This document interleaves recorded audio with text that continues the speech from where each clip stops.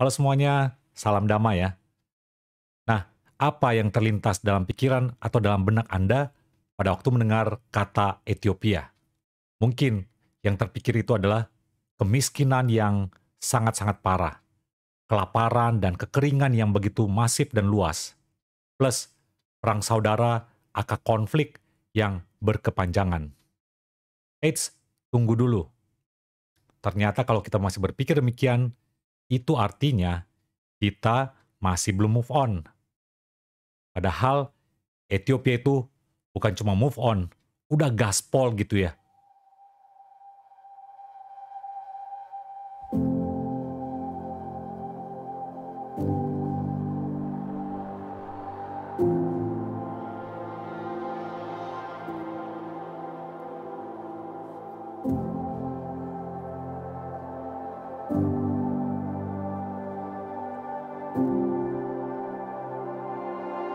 Udah gercep, udah melangkah itu jauh ke depan.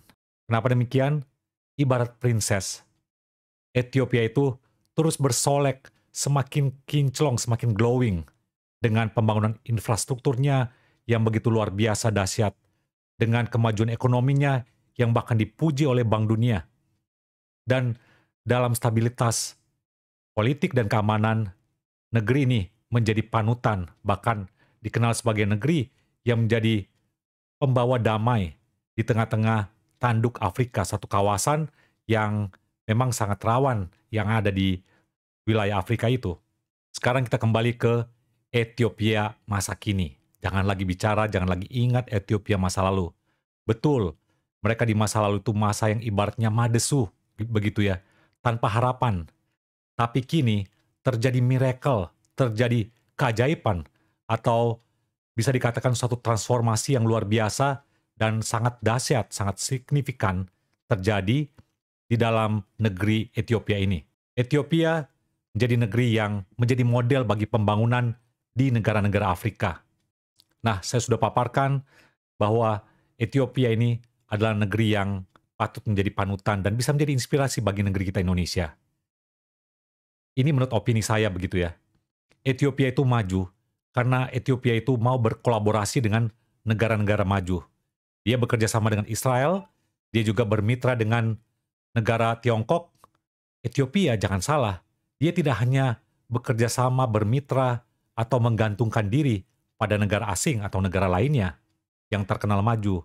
Ethiopia juga, dia mendasarkan pembangunannya itu dengan mengupayakan untuk mandiri, berdiri di atas kaki sendiri. Jadi ada pembangunan-pembangunan yang dibangun karena bantuan dari negara asing, dibiayai oleh negara asing, begitu ya. Itu sesuatu hal yang biasa yang sudah terjadi secara umum, bahkan Indonesia juga demikian, bukan?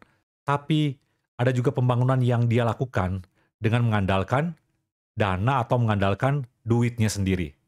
Pembangunan di Ethiopia bukan hanya pembangunan yang menyasar ke pihak-pihak yang tertentu saja, sementara pihak golongan lain juga nggak menikmati atau nggak mencicipi atau nggak mengalaminya.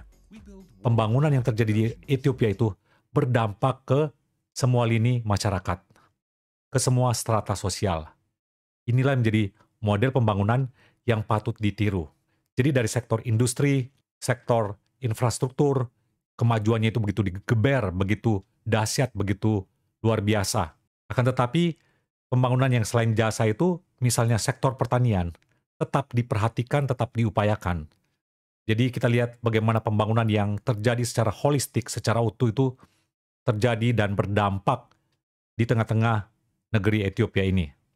Yang lebih menarik lagi adalah Ethiopia saat ini dipimpin oleh Perdana Menteri yaitu Abiy Ahmed, seorang Kristen.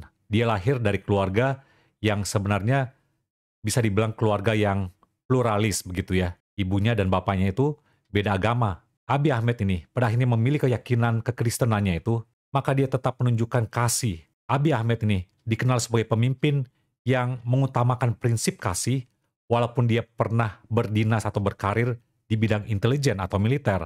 Tetapi dari natur, dari kepribadian, dari karakternya, sudah tertanam, sudah terimpartasi begitu ya, tentang kasih dari Tuhan, tentang mengasihi sesama, sehingga pada waktu dia naik menjadi Perdana Menteri, maka dia mencoba merangkul semua pihak yang ada di Ethiopia.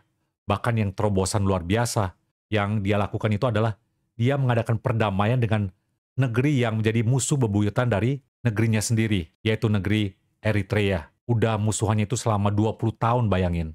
Tetapi dengan naiknya si Perdana Menteri Abiy Ahmed ini, dia membuat rekonsiliasi. Abiy Ahmed ini, dia hadir sebagai seorang duta perdamaian. Tidak hanya duta perdamaian, tetapi sebagai seorang Kristen kita bisa melihat bagaimana dia menjadi duta damai Kristus, duta kasih Kristus. Jadi tidak mustahil seorang pemimpin politik, seorang pemimpin dalam pemerintahan, dia bisa menjadi pemimpin yang bisa memancarkan kasih, memancarkan kedamaian, memancarkan suatu shalom yang dialami dan itu berdampak luas. Sehingga tak salah, dia akhirnya diganjar dengan hadiah Nobel Perdamaian, suatu penghargaan yang sangat prestisius dan bergengsi. Kerennya adalah Abiy Ahmed ini, dia tidak hanya mengejar pencitraan atau hanya mengejar untuk penghargaan itu. Dia benar-benar berupaya bekerja keras untuk terus menghadirkan damai, karena negara Ethiopia ini memang sangat rentan dengan konflik. Dialah Nelson Mandela pada masa kini. Seorang tokoh yang benar-benar sangat memperjuangkan perdamaian itu untuk terjadi secara nyata di tengah-tengah kepemimpinannya, di tengah-tengah leadership-nya.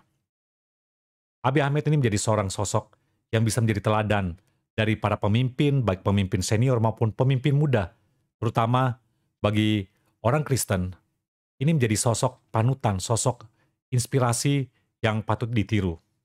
Jadi Ethiopia dan juga Abiy Ahmed ini, leadernya, membawa hope, membawa harapan, tidak hanya bagi Ethiopia, tidak hanya bagi Afrika, tetapi juga bagi umat manusia. Pengharapan itu tidak akan lekang atau tidak akan pupus selagi orang-orangnya itu terus berusaha untuk berharap dan memperjuangkan apa yang hendak digapainya ini, tentunya juga dengan bersandar pada anugerah Tuhan, kepada kasih karunia Tuhan. Dan kita bisa melihat bagaimana transformasi yang indah itu terjadi. Transformasi yang benar-benar keren begitu ya. Yang membuat kita terkesima, membuat kita terpesona. Oke, demikian sharing dalam video ini. Jangan lupa untuk like, subscribe, dan share channel ini. Sampai jumpa lagi dalam video akan datang. God bless you all. Bye.